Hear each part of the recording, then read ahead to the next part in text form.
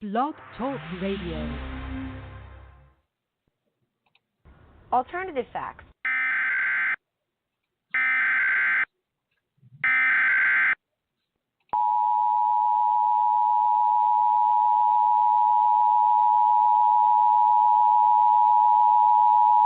The following message is transmitted at the request of the United States government. At 12:07 a.m. Eastern Daylight Time, numerous unidentified objects of unknown intent and unknown origin were detected at high altitudes over multiple locations of Earth's outer space by the National Radio Astronomy Observatory, and these objects are presumed to be some form of controlled aircraft. It is not known if more of these aircraft will arrive, or if they will attempt entering Earth's atmosphere. United States citizens are encouraged to monitor local media outlets, as more updates will follow as information becomes available.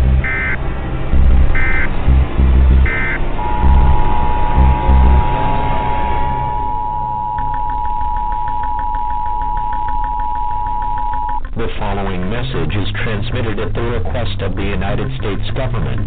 Attacks by the undead have been reported in several states across the country. The dead are rising from their graves and are attacking the human race. At this time, it is expected that more attacks of this nature will occur in several other states in the next few hours. The intent behind their attack is unknown at this time. He has been observed that a bite or exchange of fluids is a method of transmission. This is an extremely dangerous situation if they crave the taste of human flesh. It is not known whether this event will last for hours, days, or even longer. Stay calm, as authorities have been dispatched to deal with these creatures. An all-clear siren will be sounded when this situation is under control.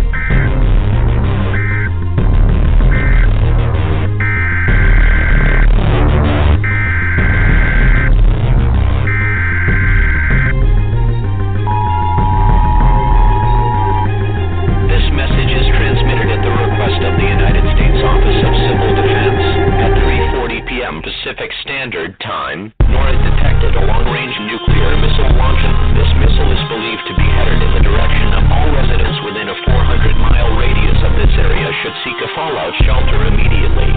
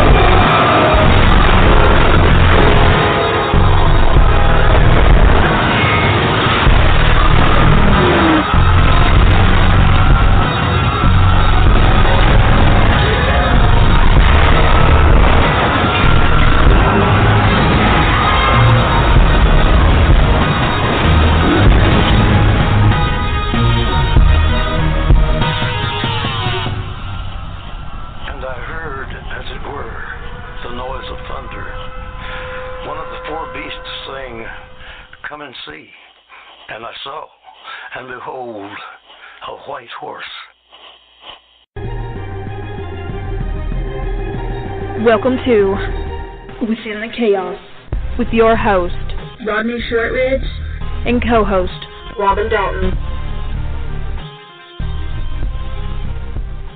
Well, good evening, everyone, and thank you for joining us tonight.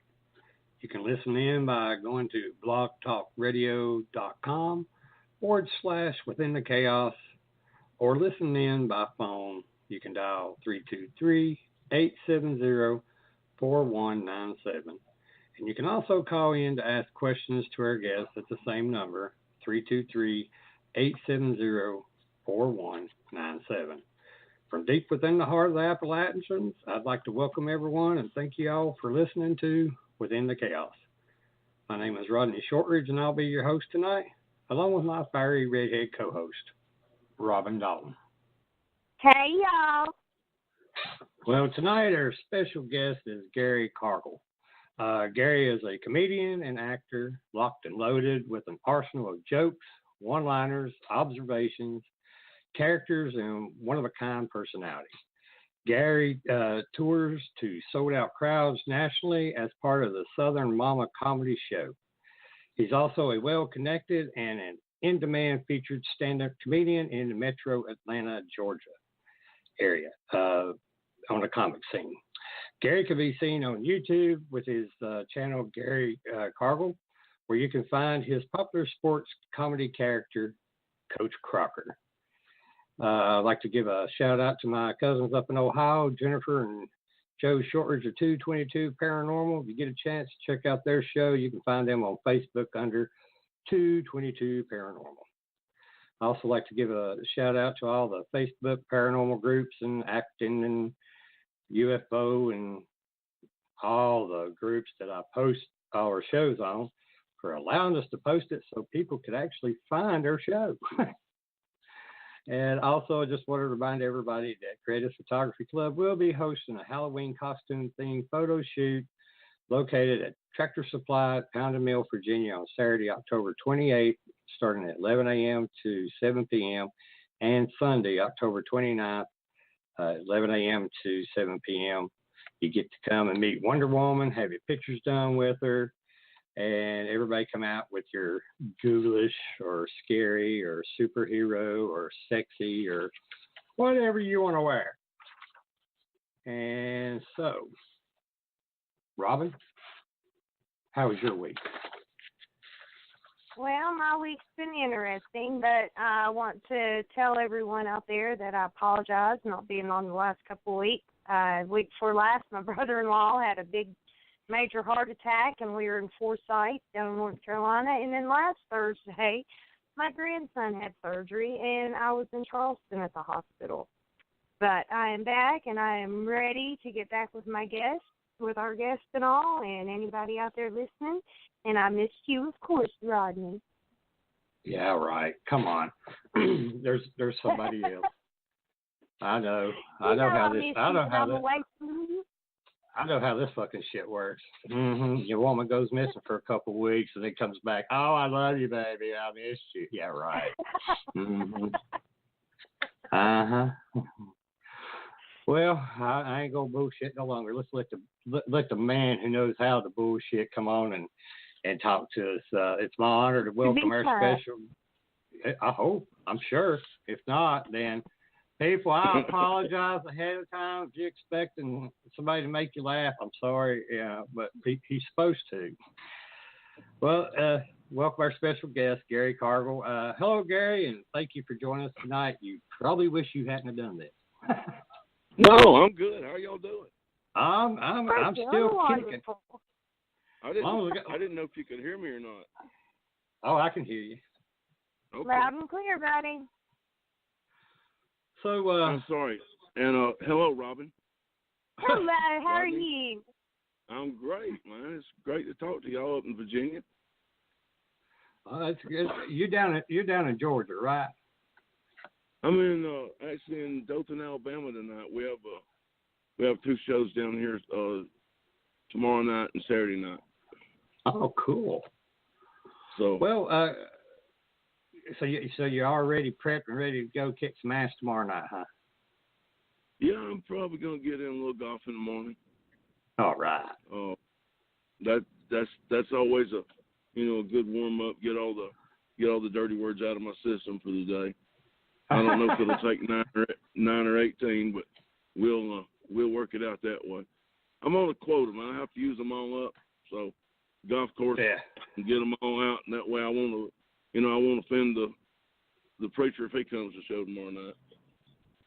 Now, is it hard for you to do comedy without cussing? Because I know Bill Cosby's well known for not, swearing, and then you got. Look, I'm not restricted from it, and I'm not above it by any stretch of the imagination. But I just find that sometimes when people pay money that they work for during the week to come out and be entertained, that they don't necessarily want to hear me talk like I'm at the truck stop. So now I can do that, but trust me, it's not nearly as funny. Well, that's where I used to be a truck driver, so I've got we talked about that. So I can't get it out of my system. I like it too much. But do you play golf? No, I tried it one time, but Problem solved. I got drunk. I got so drunk that they just kind of left me sitting there in the golf cart and just kept playing without me. As they should have. Right. Yeah. That's right. As they should have. The worst thing to be when you're sober is around a bunch of drunks. Yeah. And then the worst thing to be when you're drunk is around a bunch of sober people. Yeah, just like smoking. That's right. That's right. You need to stick with your own kind there. That's right. Well, Gary, can you tell everyone a little bit about yourself and the road that led you down to become a comedian? About probably the first album I ever bought was Richard Pryor's album when I was about, junior high school. And back then it was okay to sell children things like that with words like that on it. So, and then probably the second one second album I ever bought was George Carlin, which featured the 7 words you can never say on television. And I can actually ramble those out in about 2.5 seconds. I'll spare you proof of that. But I loved comedians, man. I watched Red Skelton on TV. I watched Carol Burnett. I loved McHale's Navy, which apparently, because they have a Japanese POW on the show, is not fit for television anymore because apparently it's racist. So I never saw that. They were, So anyway, there we go with that. Gilligan's Island. I mean, I always loved the sitcoms, man. I always loved the sitcoms. I always loved comedy. So I went to work while I was in college with CBS Television doing freelance sports work. I never got a union card, but I did get to travel a little bit with them and bring some TV shows in. I was everything from a set director to the producer's gopher. Then things rocked on. We got pregnant, and Daddy needed a job, and I ended up being in the car business and ended up being in the parts business, and I ended up driving a truck and selling cars, and I own my own car lot. Man, I've got a lot of things that I look back on for experience, but I always wanted to be a comedian. So I got hit by a truck that tore my back up, and I fought back through rehab, and I was a referee for 40 years too. And I fought back and got back on the football field. I thought everything was fine. My wife went through colon cancer, and she's survived it and doing good, and I'm so proud for her and love her and all that kind of stuff. She did make me live in Minnesota for 5 years one time. I'm rambling, I know. Oh, then Lord. I had an abdominal aortal aneurysm, which means the artery carrying blood to the bottom of my body exploded, and I was bleeding internally. And the only reason that I'm alive is some great surgeons and a man that realized in the ER what was wrong with me. And so he said I came within 4 minutes of dying. And when I got through that and had to learn how to walk for the second time since I was 40 years old, I decided that I wanted to be a comedian, and I always wanted to be a comedian, and I was going to do it. So that's kind of the story of me wanting to be a comedian. Well, that's awesome. I didn't mean to put the whole novel in there without taking a breath on y'all. So. Oh, that's all right. Oh, no, that's great. Shit, you sound like us up here when we start talking. You just sit back, relax, drink your Budweiser, and just go. You got the stage, buddy. All right. Well, no, please ask me questions. Surely I threw enough information out there for you to pick up something. You making the job a whole lot easier, brother. I appreciate that. Yeah. Well, not a problem, man. I've got my son down here with me tonight. Kirby's with me, and we're out at the pool. And there's a lady named Cindy that I'm not going to do her last name because she probably don't need to be inundated. But anyway, she's sitting here smoking with us and didn't realize we were about to go on a live podcast. But she's taking it very well. Well, hey, y'all. Yeah, howdy. Yeah. I'm just sitting in my dining room, sitting here in my thong bikini underwear. Just thought I'd, drinking water. That's what I'm doing. I like the visual. And now I'm not hungry anymore. Yeah, we don't need to know about your banana hammock. I could make a man go on a diet quick, can't I? So what do you feel like makes you stand out and makes you funny? Oh, I don't know. Probably, the thing that makes anybody funny is attitude. You got that right. If go ahead. I always told Rodney he missed his calling. He needed to be a comedian. Okay, but the inspiration for me for that was that Rodney Dangerfield didn't start comedy until he was 56 either. So that's wow. That's when I started. Mm-hmm. I didn't know that. Yeah. So I think he's one of the funniest men ever lived. So that was some inspiration for me. And age is a number, and I'm still mentally probably the maturity level when I was in the 10th grade.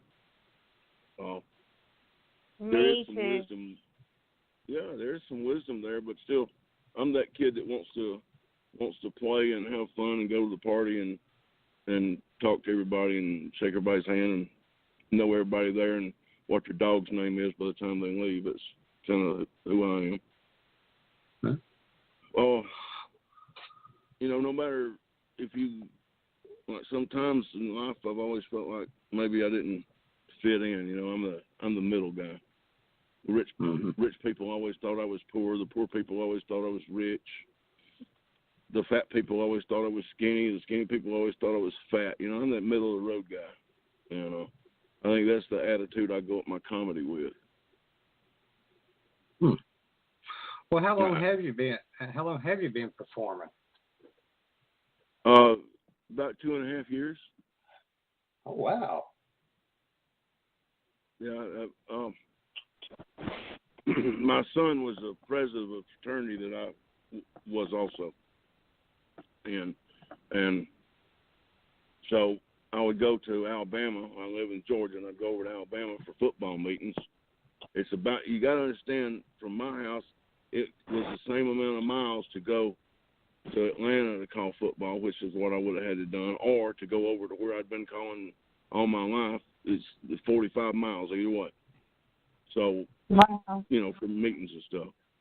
So I just chose to just keep going with the guys that I knew. I mean, sure, there's jerks over there. Hey, buddy.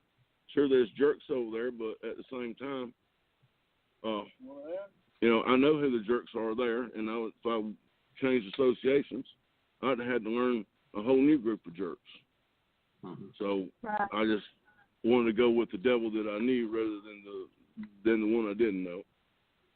You know how it is when you go to work someplace different. Mm-hmm. So yeah. I was happy, and I've always loved football, and I caught a little baseball over the years, and even some basketball, but mostly I just keep the clock in basketball and drink beer with my buddies on the way home. I shouldn't be admitting to that, I'm sure.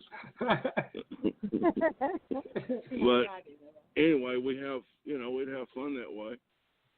And so that's my involvement with sports all those years is kind of where Coach Croker grew out of. If you hadn't watched Coach Croker, he don't win much. He's a really good man. He believes in his kids. He loves his kids. And it came probably from me watching so many men over the years that were good coaches and good men and were doing positive things for the kids, but yet they'd lose their job over a win-loss record with their school. Mm-hmm. So that kind of is where Coach Croker not winning comes from, because exactly what some man's supposed to do, Henry. So if he abides by the rules, he can't recruit. So he's got to play whatever kids enroll in the school that he works out.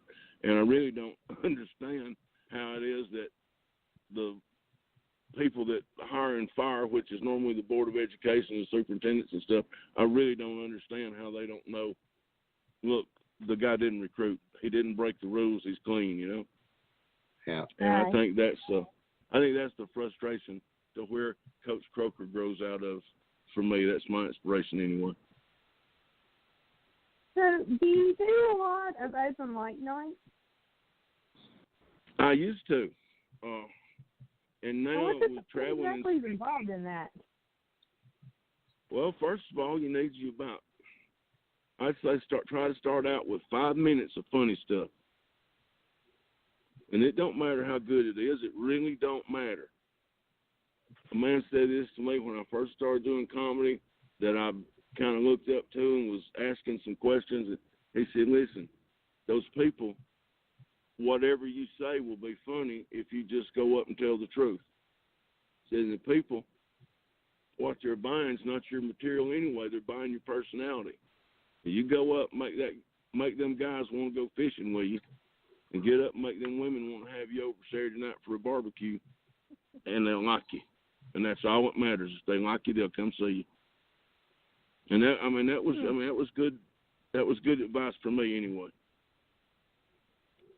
Well, how hard was it to stand up on stage in front of so many people watching you when you're trying to make them laugh? I mean, how'd that make you feel when you started?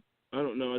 I didn't mention a while ago that I was a disc jockey as well back in my college days. So the only stage fright that I've ever had is just being afraid that they wasn't going to let me on the stage. Because I've got about now, tomorrow night we got 1,400 people. The next night we got 1,400. Wow. I think last week we were at the Hard Rock Casino in Tulsa, Oklahoma. They treated us like kings, and I love the place. We were in front of 2,800 there. So, wow, really, it's harder for me to walk into a pizza joint with 20 people and make everybody in there laugh than it is to walk out there with 2,000, 2,500 like it was last week and make them laugh, because the laughers will outnumber the ones that wasn't that into me, didn't like me, and think my mama dresses me funny, and I might have had acne at some point. Right. Well, what process do you use to develop your stand-up as far as your material? You start with a premise. This would be funny if. And so what I started with was my complete set is not Croker. I don't go out and look. Our audience is 95 to 98% women. Sometimes it's always at least 90%. I mean, I work with Southern Mama, for Christ's sake, Mm-hmm. Trust me, it's gonna be girls' night out. It's gonna be girls' night out. Their night's name's on the sign. So what I need to do is I need to go out and try my best to be funny without offending anyone. And, I'm the guy, I'm the uncle. I'm that inappropriate uncle that shows up at Thanksgiving and Christmas and they're like, oh shit, there's Gary. Exactly. Might imply some things that might not be comfortable.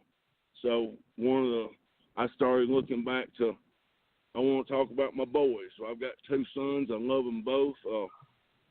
And so my main set right now is going over having the birds and the bees talk, not so much, but that's those second bunch of sex questions that come in, when they're coming out of junior high, going into high school.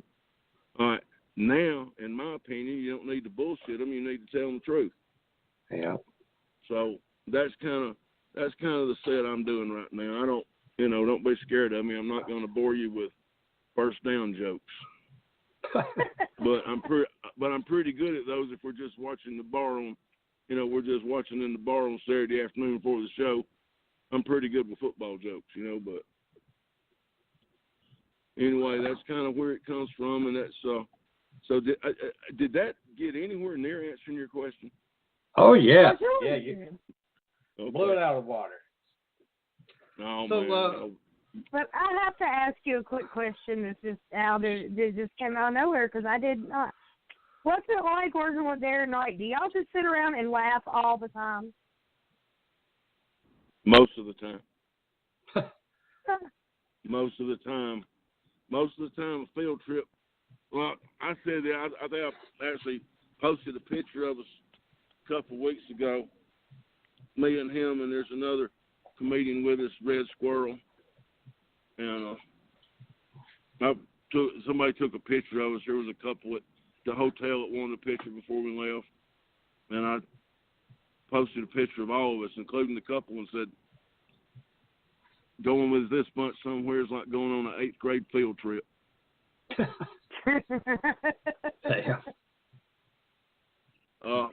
I was actually with Darren the night that he posted his first Southern Mama video.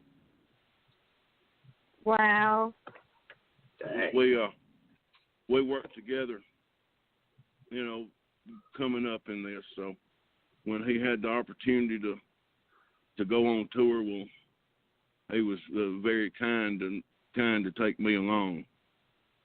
The first show we did, I get in the car and we're going to the next little town to check into the room, and the producer looks at me and says, "You know, you're not that funny, but there's a lot of character in there." Damn. So anyway, he don't say that to me anymore.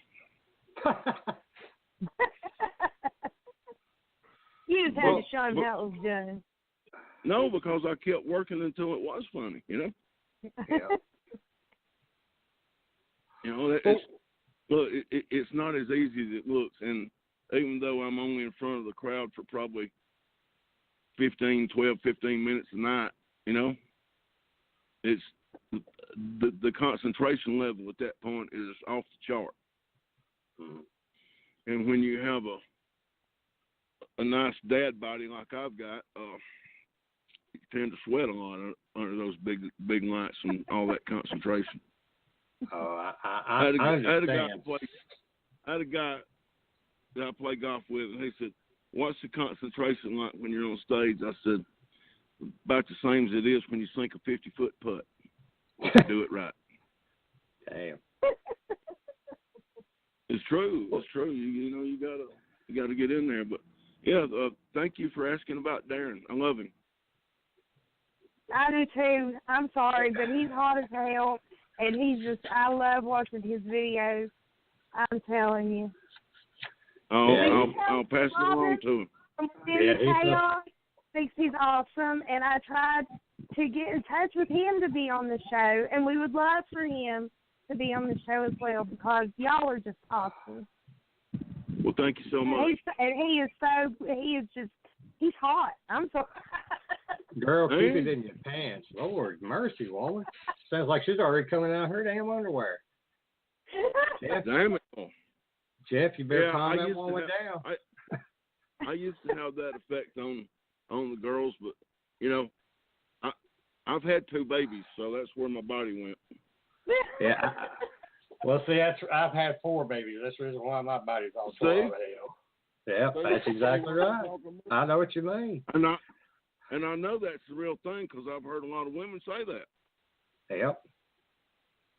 Hey, if it can tear up a woman's body, it can tear up a man's body. Mm-hmm. I'm a firm believer. No, listen, I love my girls now. I love the women. I've always been a flirt. I've always been a flirt. My wife knows it. She also knows who I'm going home with, so she don't have a problem with it. That's good. You know, I'm a big international playboy. I go out of town, I take my kid with me, you know. Yep. That's how you work it. Not only that, she counts my pills when I get home.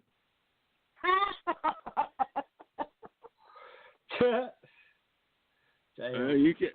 I'll tell you, I was trying for years that shouldn't be called cheating. It ought to be called like a scrimmage game. You know, it was just practice. But no, she won't go for that.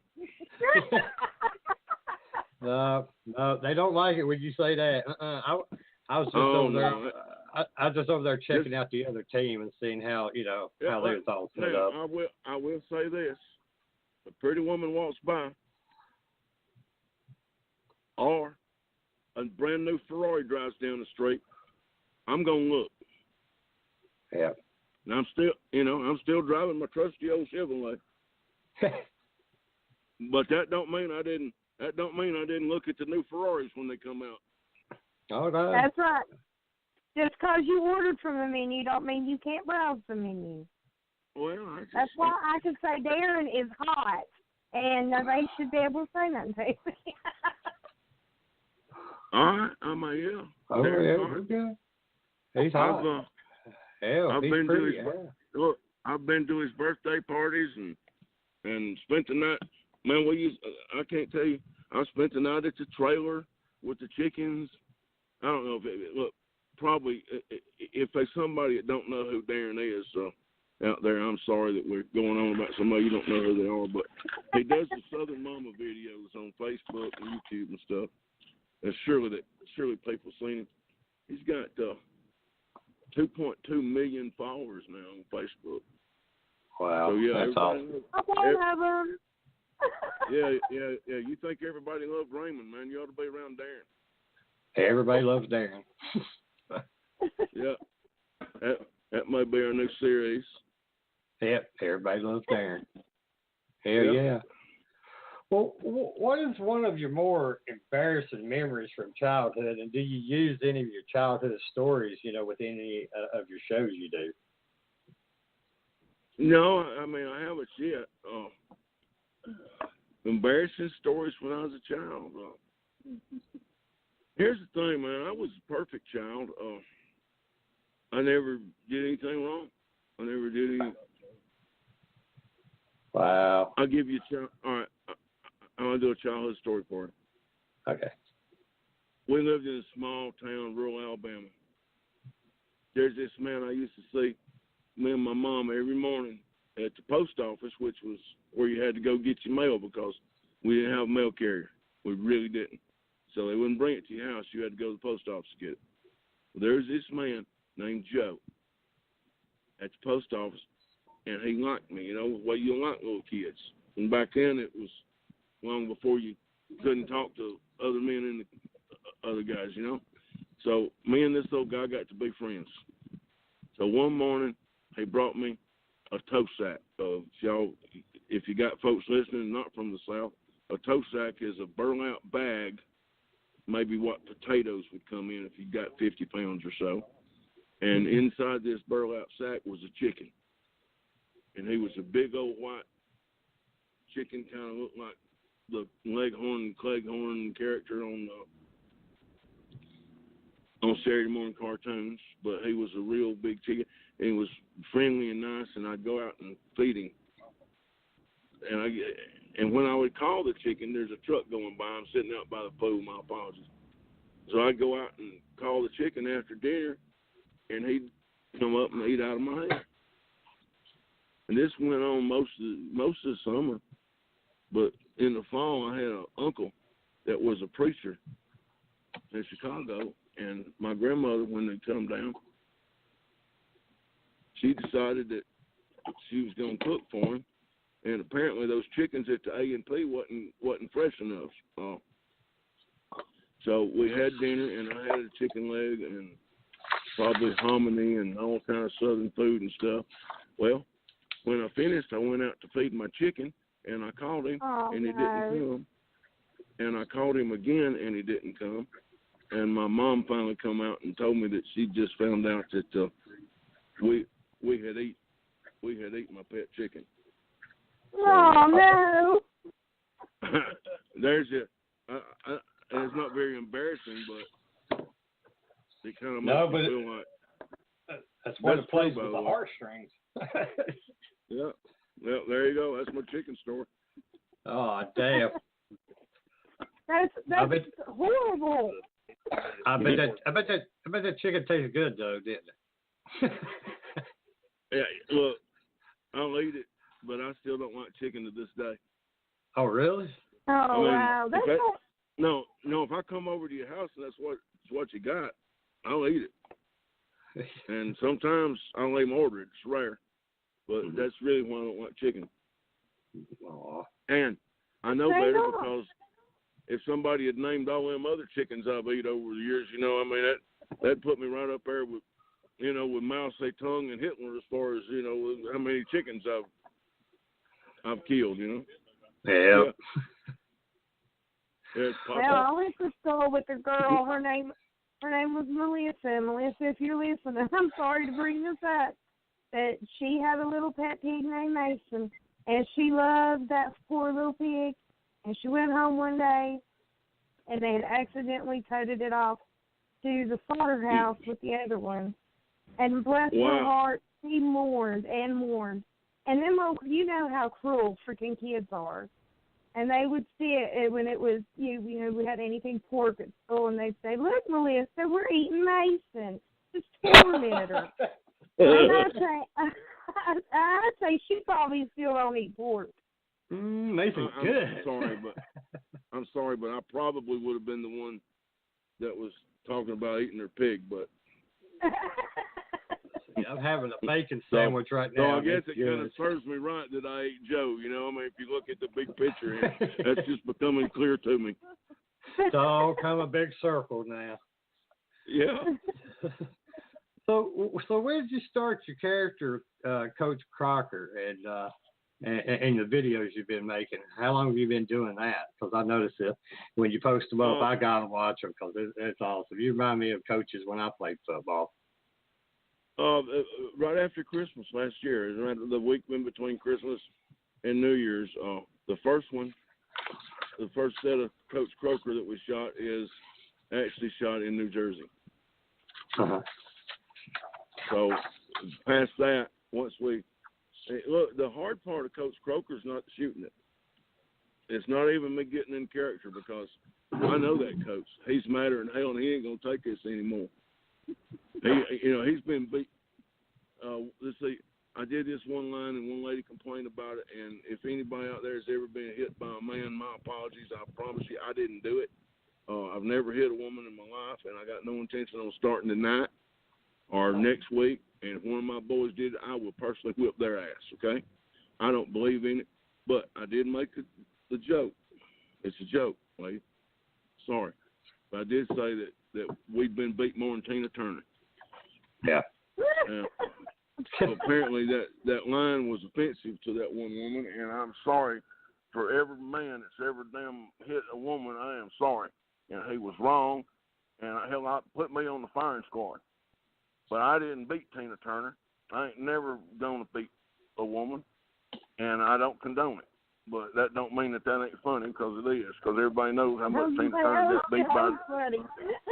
Yeah. Thank you. I hate having to justify my jokes and my humor, but I mean, at the same point, I guess I could have, lightened up and not personalized it. But anyway, sometimes you get one and 99 people think it's hilarious, and that other person leaves crying. Yeah, everybody, somebody's got to get their feelings hurt, or it ain't well, But I got a question for you, and I'm usually not the one that asks this. So I'm really surprised. Yeah, I thought I'd throw it your way. So what is your thought on Trump being president? Do you ever do any political comedy? Well, I did say when he was running, if he got elected, it was going to be known as the golden age of comedy. That didn't keep me from voting for him, by the way. Well, that show's over. No, I'm just kidding.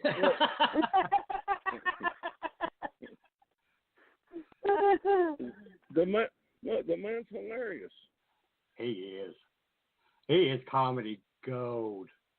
He called the leader of a sovereign nation Rocket Man because he keeps launching missiles. Ain't no way that ain't funny. Yeah, you're right. And here's the other thing I like about him. He ain't scared of nobody, man. He ain't backing down. And I do believe that he thinks, look, sometimes I used to sell cars, right? Remember that part? Uh-huh. Sometimes to get somebody's attention, you have to say something ridiculous. Well, guess what? Now when you say something ridiculous, you got some time to come back and say, okay, we can work on this. We got some common ground here, and let's find us, and I sold a bunch of cars that way. Yeah, but would you? I can think of ridiculous to say to you if we're standing there looking at something. Yeah, and but I don't know. I don't hate him. Do I think he's like God's gift to the presidency and the second coming of? I'm trying to think of somebody that everybody would like, but I can't think of that. Or John Kennedy, man, we're all pretty cool with him. No, I don't think that Donald Trump's the second coming of John Kennedy for a little bit, but I hadn't seen him bow to a foreign king yet. That's just kind of one of the things that's important to me. Look, I got to tell you this. I am watching a series on Netflix. I'm in no way endorsement deal here, nothing like that, but I actually love this thing. It's called Turn, Washington Spies, and it's about Revolutionary War, and it comes up and it shows you how the British was treating them, and that's the reason that we can't, it's in the Bill of Rights that we got the freedom of speech and the freedom to bear arms and the freedom of religion, because the British were kind of ugly to us. I don't know if anybody remembers. I mean, I don't remember it. I know I'm old, but I wasn't around, and I really didn't go to high school with Thomas Jefferson or anything like I've been accused of sometimes, but, he just got, this guy's real. I say that. And the fact that his wife took her clothes off for a few pictures, shit, I wish if they look like that, I kind of wish it had been mandatory that all of them first ladies had to do that. Man. That what might change some people's minds about some of the people that voted for president. That ought to lock the phones up a little for you. Yeah, dude, shit. You imagine Nancy Reagan all spread out, dude? I said, can you imagine Nancy Reagan all would they have to do it? Yes, I remember Nancy Reagan. And good job, Barbara Bush. I love her. I'd rather go to a luncheon somewhere that Barbara Bush was hosting as any other first lady ever. Man, she's wonderful. I'm sure she makes sure all the appetizers was at the proper temperature and served on time. She wasn't that hot. I don't know if I'm the only one that thinks that, but she's a good woman. I mean, there's a difference.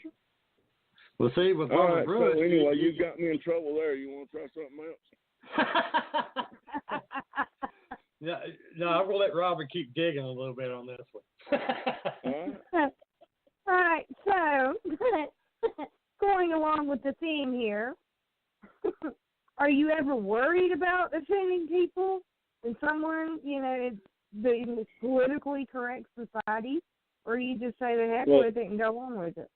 Well, I don't know, kind of both. I mean, I got to tell you, I'm the kind of guy that I kind of tear up if I say somebody has hurt a puppy, and if I could go back in time to high school and change anything, there was this one girl that used to try to pay me to date her, and I was probably ugly to her, and I'd go back and change that because I wouldn't want to hurt her feelings anymore, but I didn't want to go out with her either, and I'm sorry to admit that, but when I was a young man, I was pretty, okay?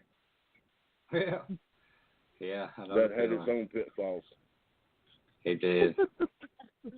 It sucks being not as attractive as you used to be.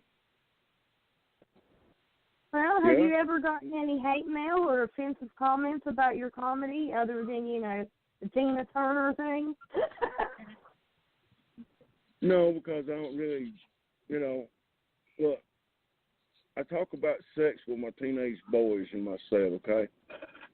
Some people are uncomfortable with that. But I wish my daddy to love me enough to have those talks with me, And Yeah. I'm sure he did.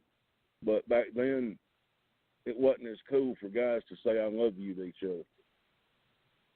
After a couple of medical issues where you had a couple you thought wasn't going to be around no longer. All right, so I got this friend, Charlie, and Charlie had some kind of operation. Now, when he went to have like a boy part operation, I went with him because, well, he's got 4 ex-wives running around somewhere, but when it was time for him to get operated on, his family had to, work or something. I said, no biggie, it's a little small operation, and I'll be with him when y'all get off, okay? So I go, and then the guy thinks that we're partners, which, you know what? I ain't got a problem with that. We are kind of partners. We've been together for a long time. We've been friends forever, called a bunch of football games together, but we don't like each other like that, if you know what I mean. Mm-hmm. Well, so this doctor assumes that I'm his partner, if you will, that we did like, and I got no problem with that. And I just let it go, man, when the man said something about when he couldn't have sex. And, so, I'm just kind of snickering inside because he ain't even awake. So when he did wake up, I said, look, Charlie, that doctor said we couldn't have sex for 8 weeks. So I don't know about you, but I feel a lot safer now. Because I was scared, I was scared about it. Huh. It's just going to run me down, and, anyway. But so, then the next operation, I didn't make it far, his brother did. I called his brother 3 times. He said, Gary, look, if he don't make it, he said he's fine, but if he don't make it, I'll save you, a good seat at the funeral. I said, okay, I won't be calling him back. So from then on, every time he ever went to the doctor, I'd say, well, tell Clark, if you don't make it, save me a good seat at the funeral. And I said that to him before he went in for a back operation. And when he did, his heart stopped while they were operating on his back. So they had to flip him over and start him. So, you know what? Every time I've ever talked to him since then, I tell him I love him because I want him to know. Yeah. Now, that's kind of insensitive old bastard I am, okay? I know. The older we get, the more insensitive we get, I guess. Well, that's how everybody gives me hell because I'm with my granddaughter. They're like, oh, my gosh, you wouldn't like it with your kids. I'm like, well, that's my granddaughter. I'm older, I'm wiser, and I try to deal with her a lot easier than I did with my kids because, I was a kid with a kid. So, you love them. And I understand that because, Mom was telling me when you love your you love your kids, but there's something special about your grandkids. And she's right. I thought the same thing with my nephews and nieces, Mm-hmm. But when you got kids, guess what? And I don't know what it is. I'd stop it if I could, but I'm sitting here looking at him with me now. He's over there Snapchatting some girl back from West Georgia, probably, Huh. But yeah, I love everybody, man. I really try to do that. And if somebody gets offended, if you look, a lot of times they're the ones with a problem, not you. Yeah. Exactly. Sometimes it's that way anyway. So, and look, I do it. There's a comic in Atlanta. I love him dearly and respect him. Man, this guy's brilliant and he's funny. He's liberal. He bought Hillary's book. That don't mean I don't love him. We're just on a different side of the political phone. But now, when it comes to football, we'll both stand up and yell roll tide with each other all day long. We're just going to go, when we do our secret ballot, it ain't going to be for the same person. Yeah. Yeah, you don't have to fight and bitch and complain about it. I'm like you said, it was really hard for you to say liberal, but I'm a liberal, and I live in a very conservative area, and there's a businessman. I've known him for years. Man's worth millions of dollars, and man, he'll message me back and forth, talk a little shit, but he's a ex-Marine, and I have nothing but the utmost respect for him, and I'd do anything in the world I can for the man. I may not agree with him politically, but I love him to death. Well, Rodney, I think a lot of people in this world, you see, we don't have but 2 choices when it comes time for elections. Mm-hmm. we got Democrat or Republican. And I believe there's a lot of common ground that we could all reach politically. Because I don't agree with everything the hard right wants to do. They're crazy. Yeah. You know who else is crazy? The hard left. Yep. And America's always done better when the political spectrum was in the middle. Mm-hmm. And I think more of us are libertarians. Mm-hmm. If you want to get right down. See, I think it's all right for you to have a tiger at your house next door to me. Mm-hmm. I also think it's your responsibility to have a good fence.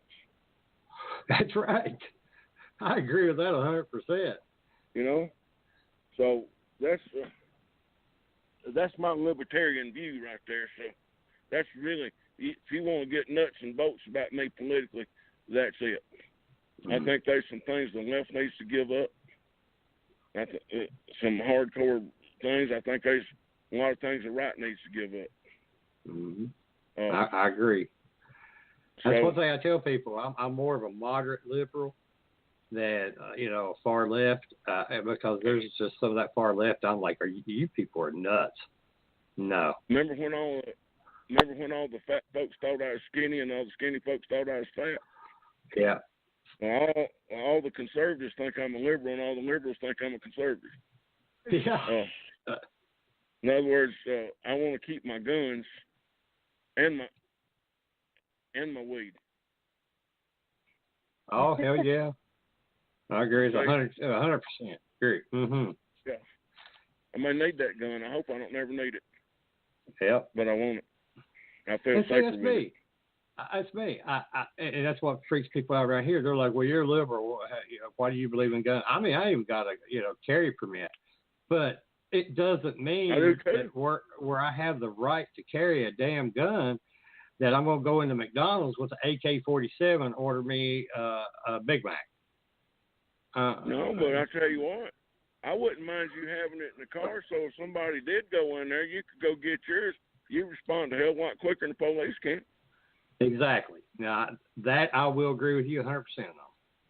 And that very situation happened at a place called Luby's Cafeteria in Texas, where there's a guy come in to rob the place, and he was going to shoot it up, and this old cowboy in the back of the ring stood up and said, "Not on my." I think it was actually a woman, but she got up and said, "Not on my watch, son of a bitch," and killed him. And she's like 60-something years old. Bless her heart. Wow. Like I said, I agree with you. I love Texas. I love Texas too. They're good people. It's funny here on the East Coast and even in the South. The people, when you start going to the Midwest and out west, they're a whole different breed of people, and they're really good people. I mean, the East gives them hell, but they don't know them. Like you drove a truck, you know how they are. They're great people. Here's the thing. See if you'll agree with this. Really, from Virginia through Texas, same place. Yeah. The vegetation's a little different, but it's the same people. They still love America and John Wayne and they good folks. When you run out of sweet tea and grits, changes a little bit. Yeah. Well, have you ever had any hecklers, while you were performing? And if so, how did you handle it, or what did you do about it? The kind of hecklers we have is what I like to call helper hecklers. They're annoying, they're distracting, but they're really just trying to help the show. Darren brings a lot of people that's never been to a comedy show to this comedy show, and they don't really know how to act yet. Mm-hmm. So we never have anybody that hates us or wants to throw shit at us or anything like that. But no, we never have that. But we, from time to time, will have, like I said, it's girls' night out. They just two steps like 2 shots past where they should have stopped, Mm-hmm. drinking. That's all. Oh, yeah. They don't mean you no harm. They're just trying to help. So we're real fortunate in that because the people there really want to see us. If you were in a pizza, you're in a pizza joint with 20 people, it's different. Mm-hmm. All right. So, speaking of, what is the funniest thing that has happened to you recently?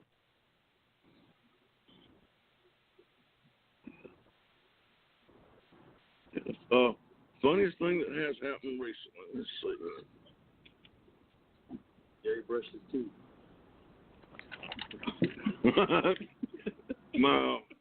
my producer's here now, giving me suggestions.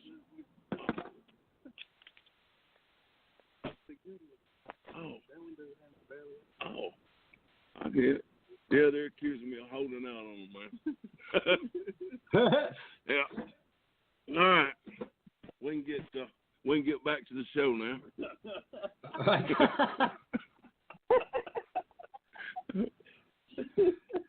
I've already told him you told me I wasn't that damn funny the first night, John.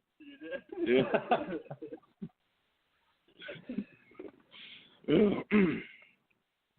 So, I mean, what do you want to talk about? Oh, okay. I didn't know if you'd was going to answer her question about the funniest thing that happened to you recently. Okay. Yeah, funniest thing that's happened recently. Well, I was on this podcast, and this lady asked me what was the funniest thing that happened recently, and then I got sidetracked. And I mean, I got to say that's it. Wow, but I tell you, I have a little deja vu because you know what? That just happened to me on one of my shows just recently. Did it? Yeah. I'm so glad I got to be a part of the story. Oh, you're welcome. My wife was gonna go to a movie premiere with me, not a viewing. I don't know. They've already made the movie. They're trying to sell the movie. It's really good. It's a documentary. It's called Big Sonia. It's about a Holocaust survivor. She's 92. And she goes and talks. Well, my wife really wanted to go. But when the hurricane happened in Houston, her little sewing group, she's part of a little, I call them Women of the Cloth. It's a little, they call it So Perfect or something. It's a little, these church ladies, they get together and they sew blankets and stuff. And they made 10,000 dresses when the hurricane hit Haiti a few years ago. So wow. now they're on a blanket binge to send to Houston. Wow. So she wouldn't go with me, so Kirby went to the little movie viewing with me instead of my wife. And then I've noticed when I get home, she tries to be funny now since I'm touring comedian and that sort of thing. Now she's trying to get funny and try to tell me jokes and stuff. Well, she's a little kindergarten teacher that also teaches Sunday school on Sunday mornings to little kids. And I didn't realize it until the third time she tried to be funny that she was like doing a joke because she's really not that funny. I love her, okay? But it wasn't her sense of humor that attracted me to her, by the way. I know people like that. Everybody I show my family portrait to asks me, is that lady my son's wife?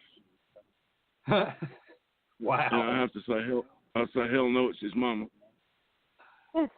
So I've got that going for me. Well, good for you. Nothing like having a hot mama. Uh-huh. That's right. Well, she's pretty hot. It comes in flashes now.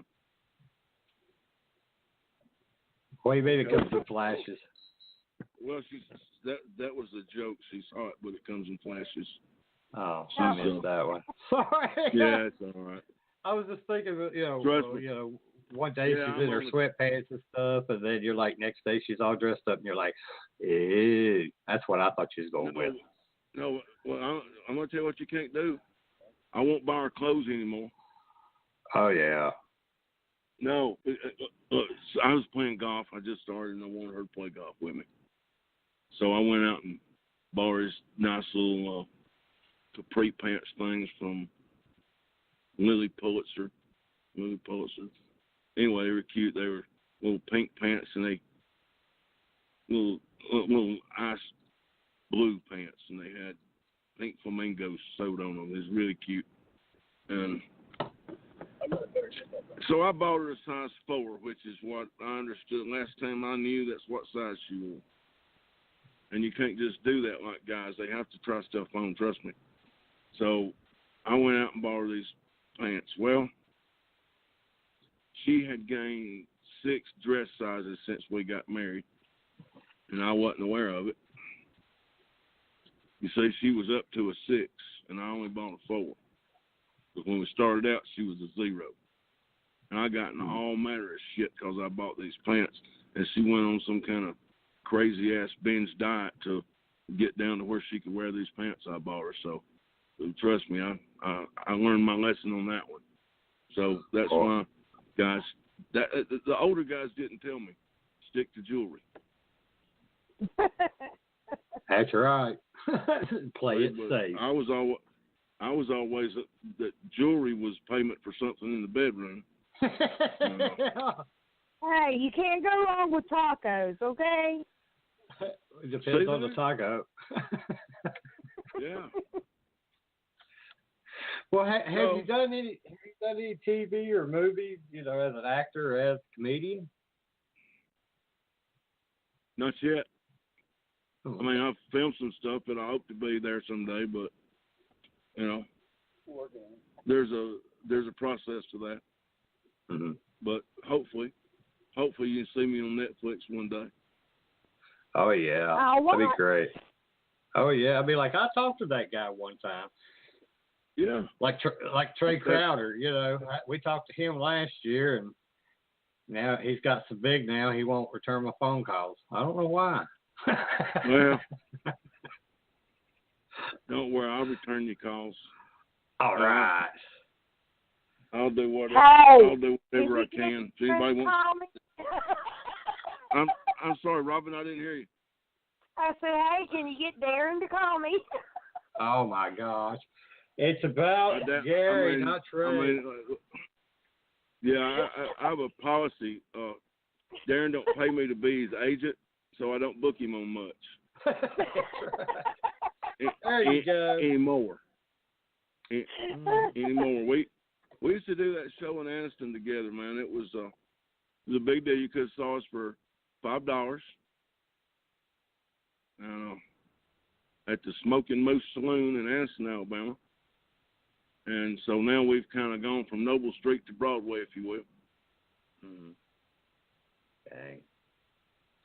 Well, where you travel with your tours and stuff, is it hard being a comedian, where the country is so divided right now? Okay. For what we do, we try to stay out of that divide. I don't want to get in that divide at all. If anything, our show, I want to unite people. We want to have positive vibes coming out of this show. Not negative vibes. We want positive vibes. Exactly. Good energy. Can you hear my producer back there yelling good energy? Good energy. By the way. And he means I agree. So, yeah, that's a bit. I don't want to be part of a divide, man. That ain't what we need. We need to come together. We need to join together and work for good things in this country. And I hope that's what we can do. I know that sounds like a crock of bullshit, but I mean. No, sir. Well, what do you think about the? What do you think about the comedian? It sounds like I'm giving a halftime speech, don't it? Mhm. Oh yeah. Well, what do you think about the comics that do go into that divide and either pull one way or the other? I mean, does it make y'all's job harder, or does it make it easier for you to, have the good vibes and the energize the crowds and such? No, we got nothing to do with nobody outside of our show. Mm-hmm. We got, I don't. Well, I watched Jerry Seinfeld the other night. What a master at work on, the new show out. I love him. He was hilarious, and he didn't step on anybody's toes, and he didn't kick nobody in the nuts. Mm-hmm. Good stuff. If you got to go up, and every other word out of your mouth has got to rhyme with fire truck, you know what? You ought to play golf with me, but that don't belong on stage in front of them people. Mm-hmm.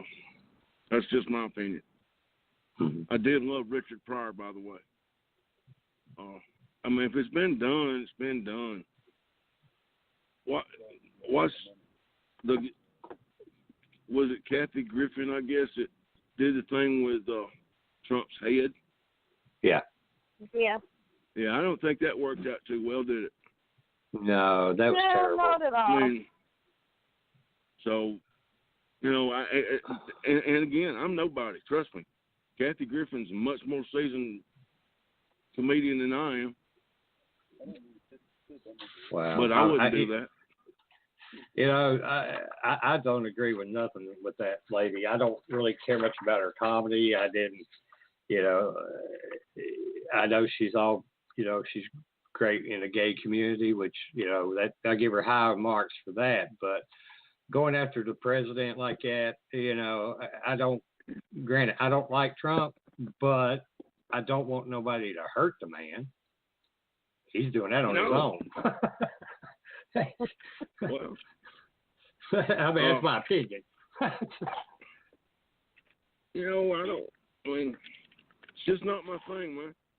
I mean, I was a political science major in college and stuff, but there ain't that much funny. No, that's not funny at all. No. If you want to get, if you want to be funny with politics, let's talk about how there's a machine that you can't stop feeding. It's a big cash cow that we can't seem to tax ourselves enough to stay afloat in this country in. Yeah. I want to bash Trump? Fine. I drove down here. I'm probably 250 miles away from my house.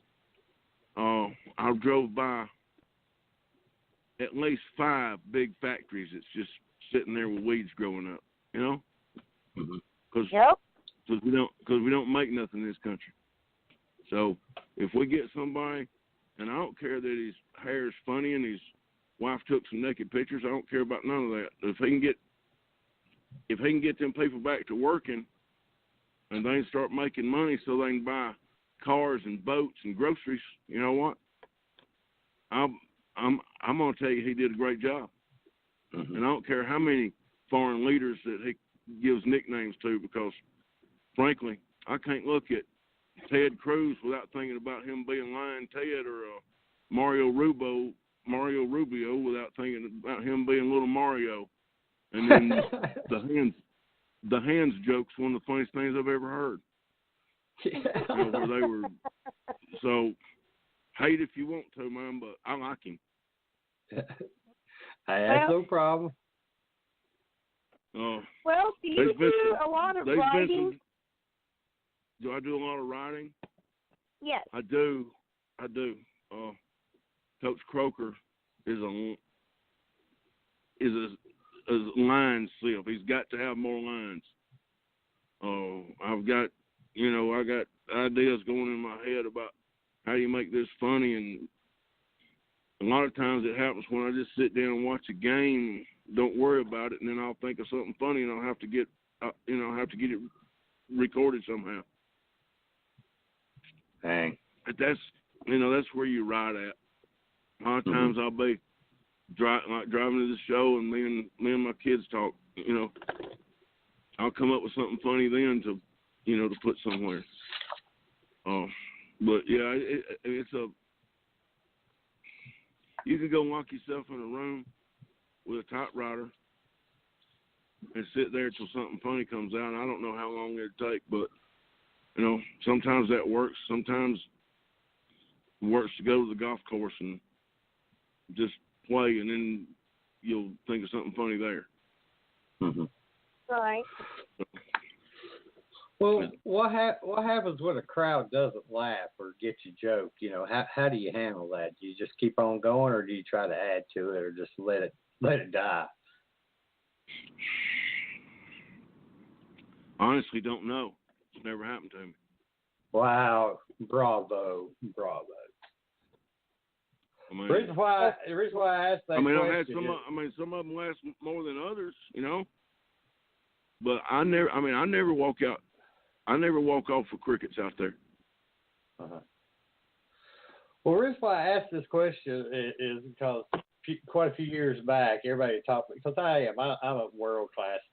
I don't want to say world class. Let me back that up. I like to bullshit, carry on, and make people laugh and have a good time. And people talked me into doing. The county fair was having a talent contest, and they was looking for someone to do a stand-up act. And they talked me in and signed up, and I did it. And I had one old guy, and see, you couldn't cuss. That was one of the rules. And I cussed like a sailor, so that was hard for me. But I was talking about my kids and stuff, and this one old man in the crowd was laughing his ass off. Everybody else was crickets. And unfortunately, I lost to a little 5-year-old shithead that could play a banjo. There ain't no way to win. I told him, I said, I'm like the stack. Everybody, we lost because of that 5-year-old young. He was kicking ass. He deserved it, but the rest of us wasted their time. You seen this little girl on, I guess, whatever Simon's got going? She's got 2 puppets and she's singing with 2 of them. Uh-huh. Have you seen this? Yeah, they ain't. Those other people ain't got a chance. I just saw it on Facebook today. That's over. That little girl's beautiful and she's talented. Yes, she is. Yeah, we met down at the beach in Myrtle Beach. No. How you doing, bud? Good to see you again. How about our merchandise guy just come on? He's come out of the pool, so if you need to buy a T-shirt, that's man. We got a truck full of them. We need T-shirts, hats. Yeah. Place order right now. Well, do you make a living doing comedy? Is that it, or do you do any other type jobs? And maybe comedy is just part time. I hustle a little golf on Mondays from some old men. There you go. Pretty easy marks. Mm-hmm. Yeah. Mm-hmm. On a good day, I make almost $40 out there. Hey, that's good. But you got to sandbag them. No, I'm a full-time comedian. Oh, okay. Well, what's your thoughts on Bill Cosby? Okay, I made this girl really mad at the bar, and I didn't mean to be offensive to anybody again. I know a man that weighs 450 pounds, had a wife. He was a comedian. Had a wife and a girlfriend. He doesn't have an endorsement from Jell-O, nor Coca-Cola. He doesn't have a Saturday morning cartoon. And they didn't have the #1 show on primetime TV. And he didn't have to rape nobody. Yeah. Because they had a wife and a girlfriend. And I'm just saying to me, I'm not saying he's innocent. I make no judgment. I know nothing about the case. Just logically. The man wouldn't have had to rape anybody. Now, that don't mean he didn't. Right. But I can't imagine that he's that sick that he like making love to somebody that was comatose. Mm-hmm. It wouldn't do anything for me. Yeah. So but I will tell you this: he's made it to where an aging comedian can't buy a single girl a drink in the bar, I tell you. Well, that was going to be my next question. You know, do you think that was the funny line of that? And maybe ain't nothing funny about it, 'cause rape ain't funny, man. No, it ain't funny. But do you think? But I'm just thinking logically, just think about what I said. So to me, it's ludicrous that he'd do that. Now, that don't mean he didn't do that, 'cause there's strange people and strange things in this world happen, and that's a very bad thing.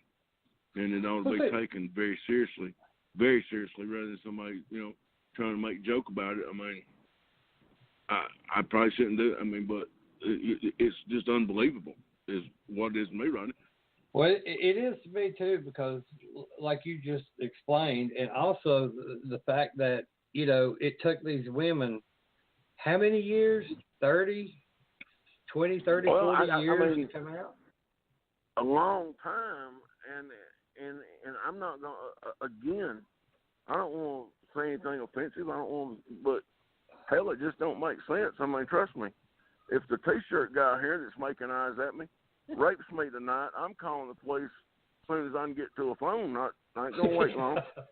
I'm going to say, hey, look, y'all put this guy away and see if you can meet, let him meet a new boyfriend, because I ain't into that. Mm-hmm. So, I'm sorry, and I hope that don't make me come off like a jerk. I'm really trying not to be. I'm a sweetheart of a guy, and I think it's terrible. But if that's the case, then he ought to be punished. And if that ain't the case, then it ought to be to where if you bring that case like that and you can prove that it didn't happen, and then there'll be some repercussions there as well. Mm-hmm. I agree. That I agree on. Because that's an awful serious allegation to make against somebody. Yeah, especially 40, 50 women? Oh, my God. I don't know enough about the case outside of. I'm sure that he had enough money to make him a big target. Mm-hmm. And I'm not saying that was the case at all, but you gotta. Logically, and I don't know. I'm talking about something I don't know a damn thing about, and I imagine y'all don't know much more about it than I do. So maybe we ought to move along. So what was the process of you being able to take your stand-up on the road? What was the process of it? Yes. How did you get to that point? I was real lucky to be associated with a guy that got so popular that the public was demanding that he come do shows. And he was loyal enough and kind enough that the dreams that we had 2 years ago about going on the road and doing comedy and that kind of stuff, when that happened for him, he was a good enough friend to make sure that included me. So that's how I got here. Sheer luck. That's great. You know who he's talking about, don't you, Rodney? Huh? You know who he's talking about, right? Yeah, the one that you're sitting there all goosed up for. Goosed up? I like it. Hey, well, you can use that. Just gonna be one lucky man tonight. I remember the first time I was with him when somebody recognized him. We went out trying to sell our little show that we used to do, and we were thinking about, we're doing this show in Anniston once a month, so if we could sell it on to other towns around us, we could just do this thing. We could just do this thing week in and week out. So it was like midnight, and I was hungry, so we went to a hamburger place. And I told him what I wanted, so we ordered. And apparently they have a camera in there, because either that or she recognized his voice. We ordered my hamburger, and in about 20 minutes before I got a hamburger at a fast food place, because she had to talk to him, and she had to go to the back and get the cook to come talk to him, and there was 4 or 5 people that was working in there, and we had them all stopped over there seeing this celebrity at the window, And meanwhile, it just wasn't important that I hadn't eaten all day. Of course, if you ever seen my pictures of me, it's not like it hurt me to go a few days without eating. But hey, hungry man's a hungry man. Got to the point when I told him if he didn't get my hamburger out there, that I was going to tell her where he worked. Was he nice enough to buy your hamburger? No, we were both broke back then. Now it's just me. Now it's just me. I was going to say, as long as you had to wait for a damn hamburger, you should have paid for it. Well, we was both proud that somebody recognized him. Really, that was the first of many that I've been around with, and I don't think she was the first one, but that was the first one I was with. When she just, other people would say hi to him or whatever, but this girl just could not function because he was there, Oh gosh. What happened? Yeah, it'd be like Robin. She made him. She just turned to goo. Yeah. Yeah. She used to do that around me, but she don't do that no more. Yeah, I used to have that effect on them too a few years back, Roger. It sucks when you don't have that effect anymore. It's kind of like, well, I guess I'm old now and time to pass the torch. Oh, you'll always be the Sultan of sexy. Yeah. Well, thank you. Yeah, there's a couple old boys back home that started at the same radio station I did. Their little deal is they're the sexiest 2 fat men alive. Ain't nothing wrong with that. They do a little radio show out of Birmingham, I think, man. Well, do you have any superstitions or rituals that you do before a show? We do. Oh. We, our whole group, me and Darren started doing this. We'd go find us a dark corner and we'd pray. I understand how that might sound to a lot of people. We drink a little bit, cuss a lot. But we love Jesus, man. Mm-hmm. And I don't know how that plays on the big stage, but it relaxes me and it helps me concentrate and it gets me down to where I take the gift I was given and go out and entertain with that gift. And that's I guess that could be called a superstition to us. It's spirituality. Mm-hmm. But I know other people that that would say that's a superstition. Mm-hmm. Outside of that, I don't have to decide which sock to put on the right foot and the left or anything like that. I don't get it. You don't have any special underwear or anything you got to wear on the show? I do have socks, and my outfit's the same every show.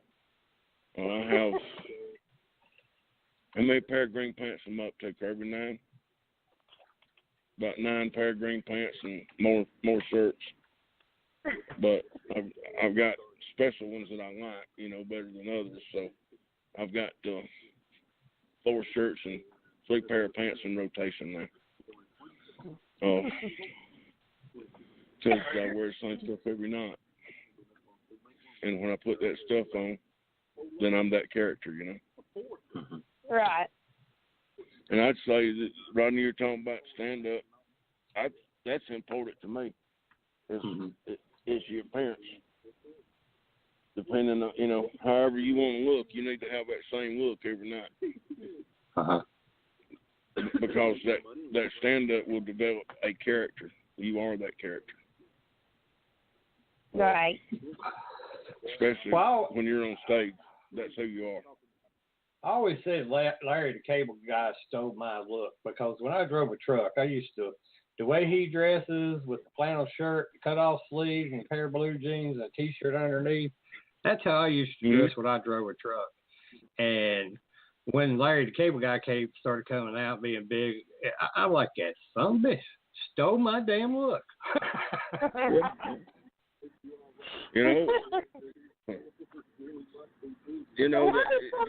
Just got to get another one, I guess.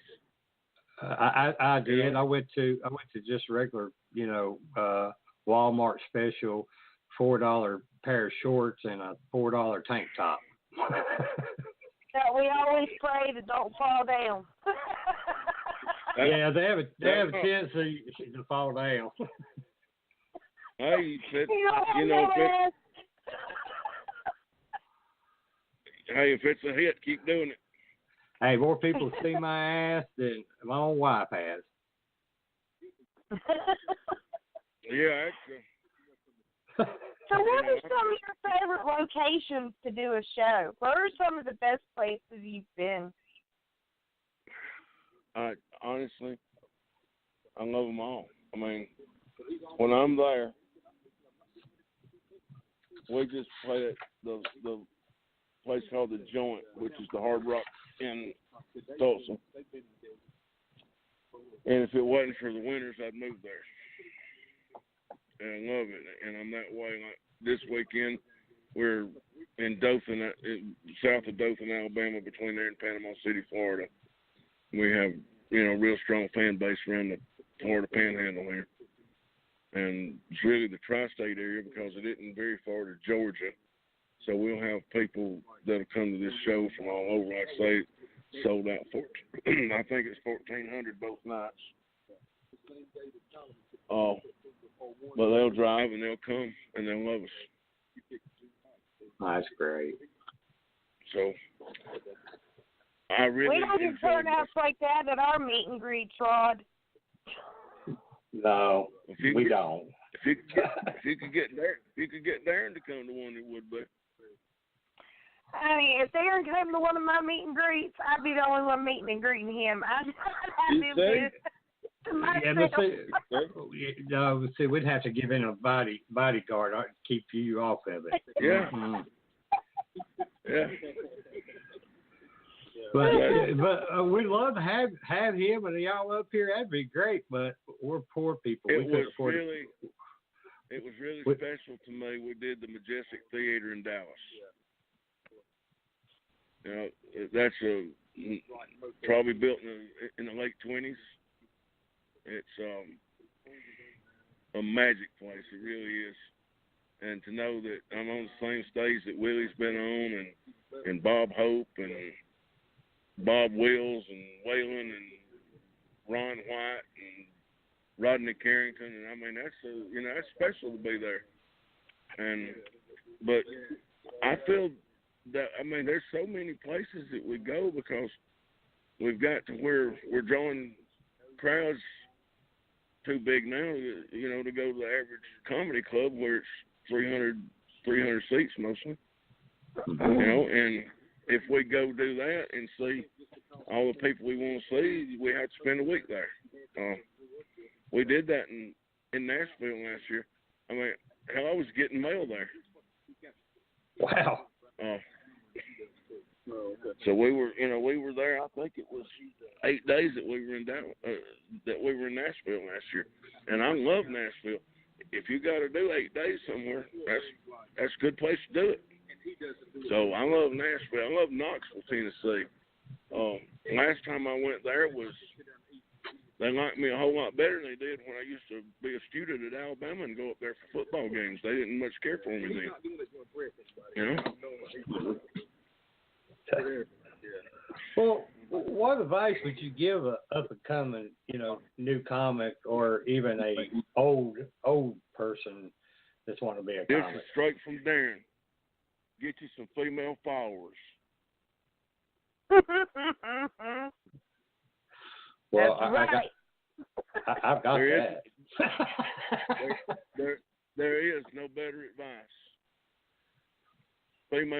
Female followers will like, share, comment, call their friends up and say, I just shared that with you. You get on Facebook right now, you've got to see it. This is hilarious. Yeah, you know? That's true. And that's what it takes.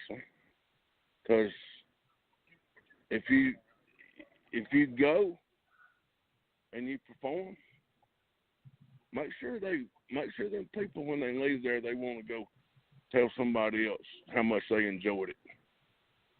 You know? Yeah. Rather than, oh, I can't believe he said that. Don't be so outlandish that people are scared to talk about. People are scared to admit they was at your show. I was there. Right. I loved it, but I ain't telling nobody about it. Yeah. Oh, I enjoyed it, but it was so dark. I'm not gonna tell anybody I thought it was funny. That ain't gonna help you. Yeah, that's true. Word of mouth, buddy. That's great advertising. Well, not only the great advertising, but if that person really was passionate about what you said and what you did, guess what? Then they're going to help promote you. Next time you come, they're going to bring somebody else that they think will enjoy you. And that's really that's what building a fan base is about, is make it somebody. I mean, Ronnie, you follow my Coach Croker character, I'm pretty sure, because I think you share it and like it and every now and again comment on it. Oh, yeah, sure do. All right, so really, you tell me what is it about Coach Croker you like? Well, like I said earlier, it reminds me of when I played football. A couple coaches we had. I was a big old boy back then, and that one that you said something about, step out of the way, you're casting a shadow. That was something my high school coach said to me. Yeah, I have one. Walk in the sunlight. I have one tell me that. He'd tell me, he was a little short guy, and he'd be like, God dang it, Rodney, move. You're freezing me to death. What is wrong with you? And if I messed up, it wasn't no cussing. You might have heard a few cuss words out there, but, back then, you ran. Do a lap. Oh, yeah. He was my coach was not real concerned about my self-esteem. Nope. He didn't mind telling me I was fat and lazy. Yep. I was a kicker too, though. Oh, you was a kicker? I might have been the only combination linebacker and kicker. Hey, that's a small school for you. Yeah. No, I'd light you up. I'd light you up like a big school. Mm-hmm. I'd hit you, and then I'd kick the ball. next Coach Croker, I actually make a field goal attempt. Got it on the first take. Hadn't kicked the ball in 15 years. Wow. Well, where you're talking about kind of like a pep talk in the locker room, we're the best 0-9 team here. Well, that's like our coach would say stuff like that. If we had a losing season, he'd be like, they can't take nothing away from you all. You all are a team. You work together.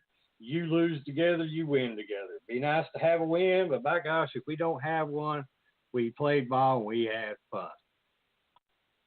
And, it kind of don't make you feel good when you're losing, but it helps you in life.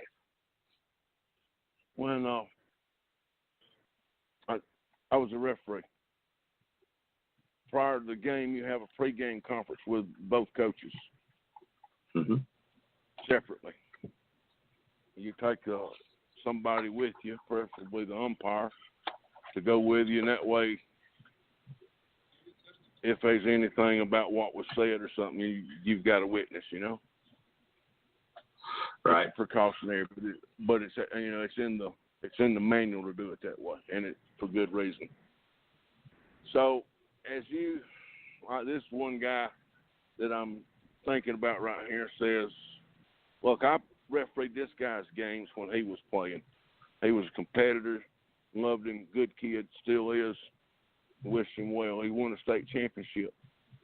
A couple years later, fortunes has turned for him, and those big bookend tackles he had graduated, and it's just a down year for him. So I go up to him before the game, and he looks at me with all the sincerity he can muster and says, "I'm telling you, Gary, things is bad." He said, "Look, I promise you, we're the best 0-5 team in this state." And so when you do comedy, you kind of exaggerate it. So that's where the best 0-9 team come from. But, he was sincere, but the fact of the matter was he'd had to play, 2 defending state champions and some other big schools, So, I mean, it wasn't that they was playing that bad. It was just that, he's just outgunned. Yeah. So a lot of that stuff, a lot of that stuff that I've actually, heard real coaches say, and like I say, he said 0-5, so you know what, take a little poetic license there and go 0-9 with it, and it's funnier, Mm-hmm. Hey. Mm-hmm. Yeah, but the problem is I've been in that situation though. Well, I mean, that's the reason why I love it so much, Coach Crocker, because like I said, I've heard my coaches say a lot of shit. Or Croker, sorry. And it's Croker. No, I'm just, to read it, it kind of looks like that, but, and I made up a name, and I made up a school, and I made up a mascot because I didn't want some poor guy coming off and the fans yelling to him that he's the real life Coach Croker, Mm-hmm. Yeah. I mean that ain't why I do that. I don't, like I say, I don't want that. I mean, hurting people's feelings, or I see other comics that want to get up and pick on the crowd and stuff. Sometimes when I go to open mic, he wants to go up and pick at the fat man I'm sorry, but ain't nothing funny about that to me. No. So, anyway, that's kind of. Well, see, what I've learned to do to deal with that is where I'm a fat man, I make fun of myself before I give anybody else the opportunity to do it, which makes it funnier. You went right where I was wanting to go. So to me, it's funnier, and when I go up and do a little self-deprecating Mm-hmm. humor, you have to be careful not to make it self-defecating humor sometimes. Yeah. But.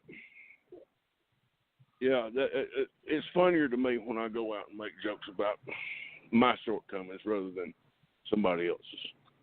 Exactly. And I catch hell over it all the time from Robin and other people. And they're like, you need to quit making fun of yourself. And I'm like, you got to understand, there's a lot of mean people out here.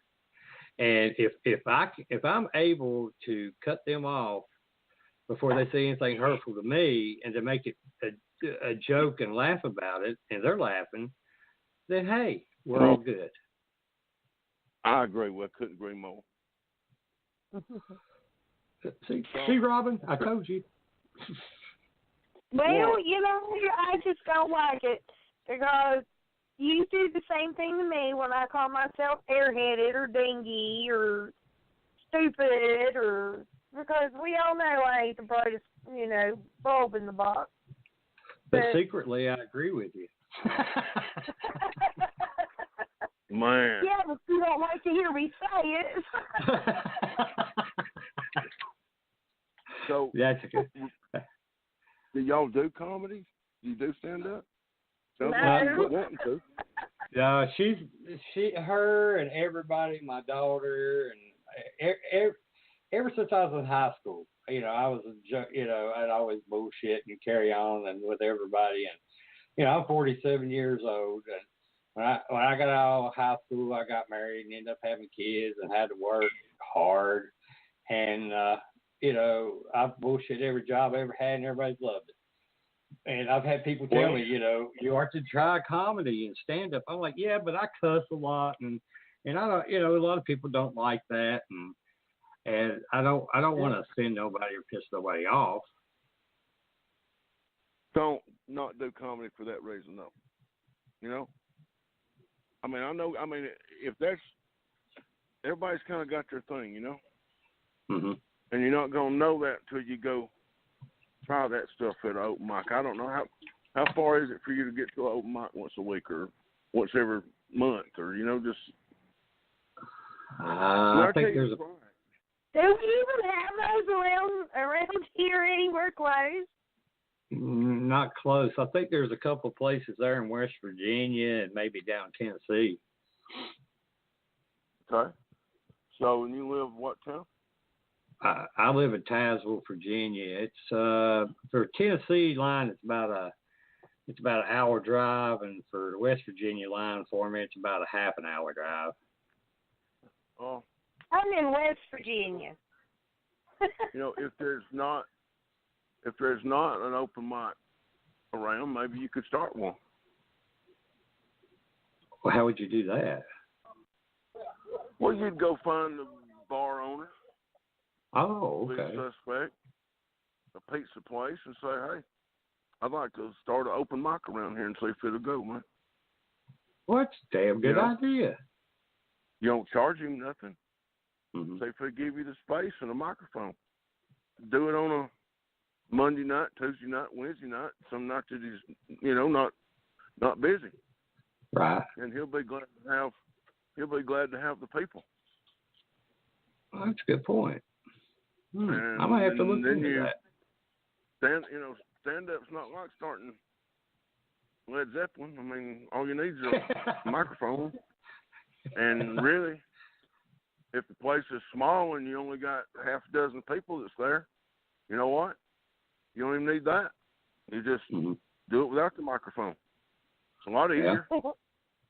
Yeah. But then and if you'll start it, remember Field of Dreams. If you build it, they'll come. Mm-hmm.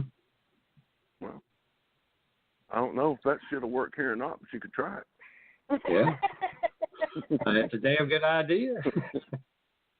Hey, that's what you said about our paranormal group, and look, you built it, and they come. Well, seriously, I know this is way past that, but I was overwhelmed when I'm listening to your show intro, that might have been real, and then I decided that I might be on Art Bell's show. I didn't know. I didn't know we was going to talk about aliens trying to get us, but yeah, that was cool. Well, thanks. You know who Art Bell was? Yeah, I know who Art Bell. I used to listen to him all the time when I drove truck. Me too, man. I'd go through. He was there in Nevada. Mm-hmm. And I was driving out of Minnesota to Los Angeles, and I'd hit it Sunday night. Be about just south of Mesquite. Normally, when Art Bell would come on, and I always listened to him. So I don't know what happened to him finally. I hadn't heard about him in years, but yeah. I think that was a great radio program. Oh yeah, that's where I got the idea about the intro, because when they asked me to do to host a podcast, because one where I like to bullshit and talk, and I'm interested in so many different fields. I told them, I said, I'm not going to be just narrowed down to one field. I said, I want to be broad with everything. And they said, do it. And, one of my guests was a transgender, transsexual. And she explained the process. And I'm like, okay, I didn't ask that question, and you're hurting me. And she said, hey, it'd be the best hoot you'd ever get a hold of. And I'm like, oh, easy. Whoa. And then after the show, she's wanting to take me out for drinks. Did you go? No, she never came close to the area. She's now traveling overseas right now. Okay. I would have went. There's free drink. Hell yeah. Don't even look. I ain't gonna go there because that's a given. I'm not into nothing, but I am very interested in people. Oh, me too. I'm very interested in what somebody's outlook is on, how did you end up here? What makes that, what makes that part of your life that's so important to you that you're going? I mean, that's a pretty major change, if you want my opinion. Oh, so, it is.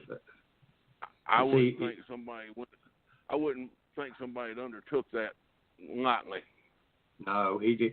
See, his wife, they got a divorce, and he has 2 sons, and they just shut him out, and he was fighting for, just to have the right to visit with them for years. Yeah. And I felt terrible for her. And she was a great guest. I'm going to try to get her back on next year, because she was just starting a tour of the country, telling her story, and now she's all the way in Europe now, and touring, and writing a book. And I think I seen somewhere they're actually going to do a movie or some kind of TV series, a short TV series about her struggles in life. Yeah. Can you tell us about, Southern Mama Comedy Show, and, how it got started, and, how long will you all be touring, and all the comics that tour with you, and if you do have a schedule, can you give a schedule? I know it's kind of a loaded question. Okay, on my Coach Croker, on my fan page, Gary Cargal, comedian Gary Cargal, I think is what there is a events page, and all of our events are listed there. And if you will subscribe to that, then when we put a new event up, then that event would appear in your Facebook timeline. And you don't. I wouldn't think it'd be that big a bother. It'd be, right up there, probably between a picture of somebody's cat and what they had for supper. There's 2 more places down that they're just not feeling it today because it's Monday or something. You're just right in there with that. So if you didn't want to be overwhelmed by it, it'd be right there in your newsfeed. And then you could look and say, well, they're going to be 20 miles from here, or they're going to come to my town, That's how you can keep up with where we're going to be. Awesome. The other comedians, we've got a up-and-coming guy that I think he's done 3 shows with us. His name is Adam, and his character is Ginger Billy. And Ginger Billy has some really, really funny videos where he's might not be the brightest bulb in the world, but we all know this guy, Now, that's not really him. He's actually very intelligent, and he's a registered nurse in the respiratory field. Know more about me than probably you ever wanted to. We have a lady that is a retired kindergarten teacher, and she goes by the stage name of Red Squirrel, and she is hilarious. She appeals to all the ladies in the audience that's going through basically the changes of life, if you will. And she is hilarious with a ton of energy. And then Darren Knight's the headliner, and I really, really don't know much else to say about Southern Mama outside. I've never seen anybody with more energy on stage. He is funny from the hip. Okay, we get it, Robin. Let the man talk. No. I just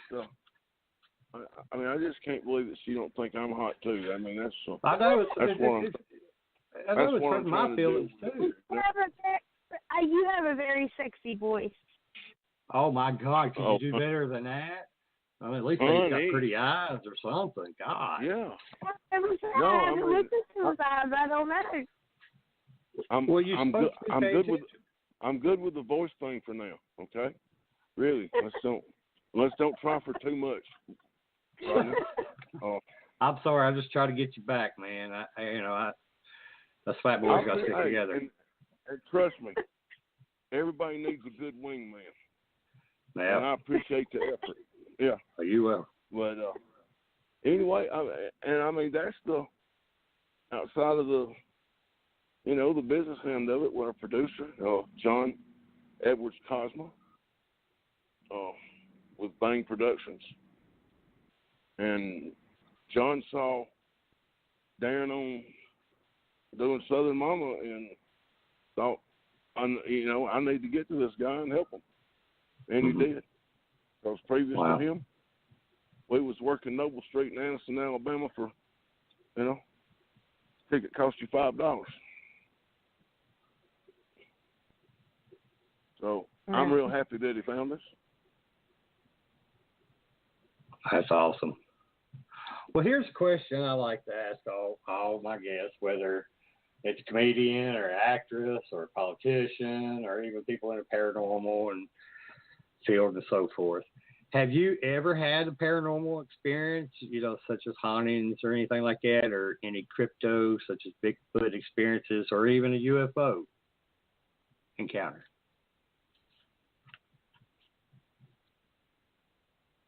While you're sober. Hello. Hello. Okay, I hear you. I'm here. I'm sorry. Oh, okay. They just got real dead quiet, and I'm like, damn, did he just hang up? I'm like, damn, he hung up, and he's like, up this.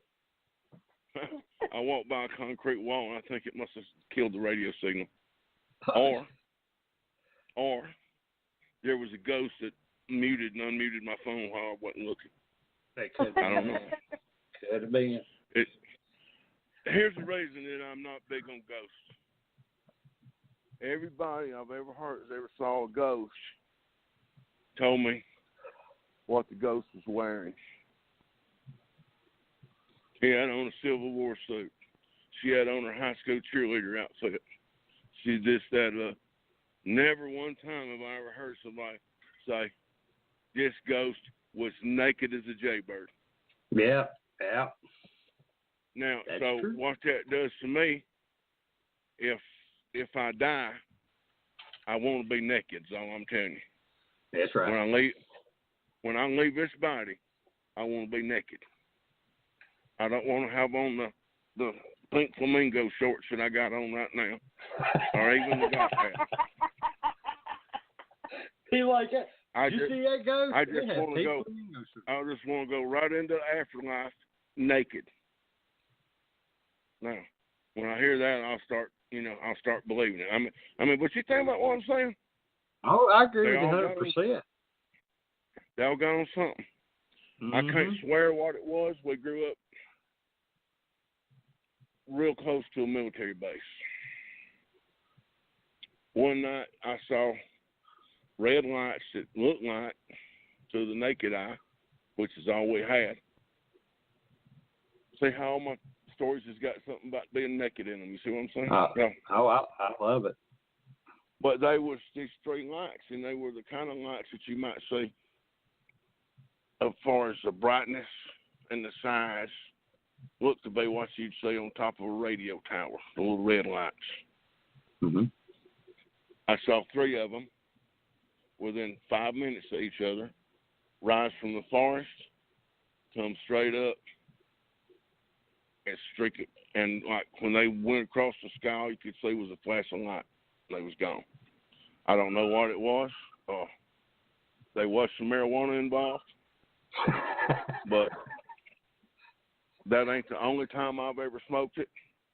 But that is the only time I ever saw any shit like that.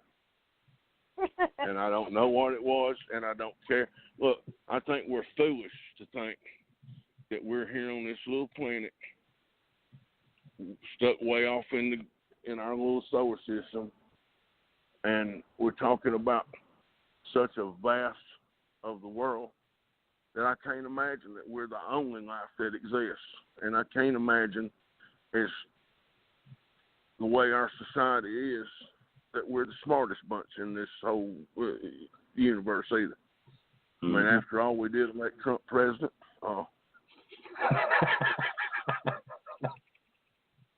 But the only other choice we had was Hillary. And given the opportunity to choose between crazy and corrupt, I'll choose crazy every time, brother. Yeah. How's that for wrapping it up?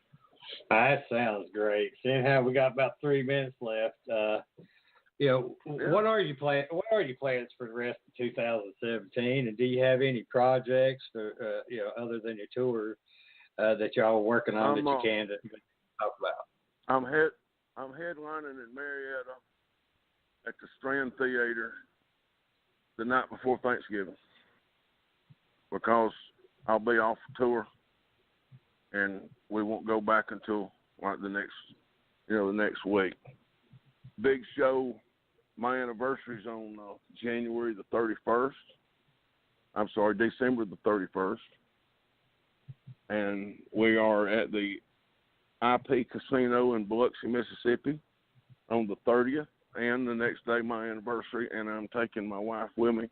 She's seen me perform twice, is all. She's, like I say, she's kind of busy with home and church and that kind of stuff, so not a real big priority for her to go out and listen to me tell dirty jokes. She's heard a lot of that before. Yeah, I understand. Yeah, so, and I say that in jest. I'm not that dirty anymore. I used to be. Cleaned it up. It's funny, the cleaner I get, the more they laugh, so. When I try cleaning up, everybody gives me that dumb look like, are you okay? Yeah, well, look, you can't depend on your friends and family to ever come see you perform. Yeah, that's true. Because they've already heard all your shit before anyway.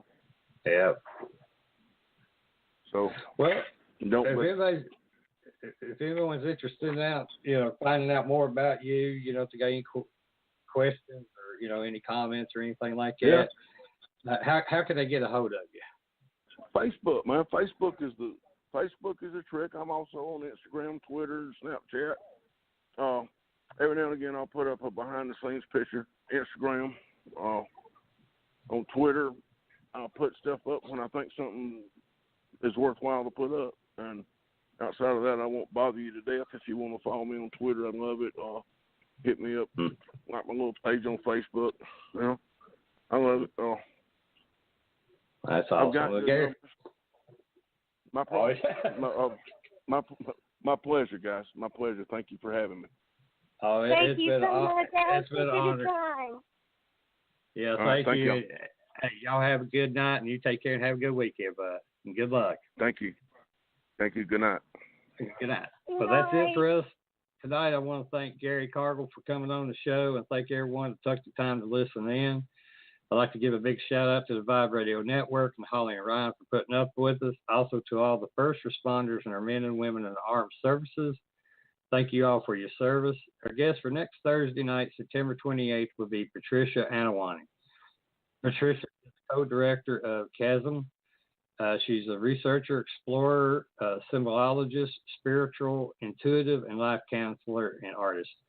Everyone can go to our Facebook page Within the Chaos, and don't forget to like her page to see upcoming guests along with her past shows, postings, and you can go to my website at www.blackdiamondps.org or blogtalkradio.com/Within the Chaos. Thanks again. Until next weekend, everyone have a safe weekend that's coming up, and everyone have a good night. Night, y'all. Now, where is that audio clip? Oh, there we go.